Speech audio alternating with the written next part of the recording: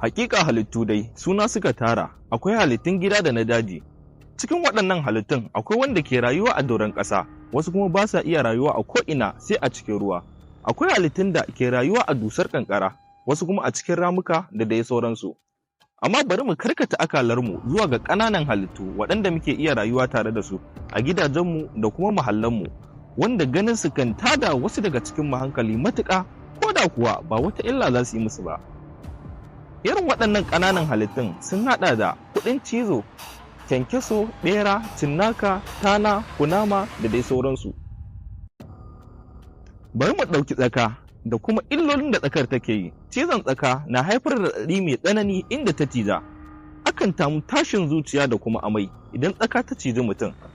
Takan kuma haifar da matsalar numfashi idan ta ciji yaro mai rauni.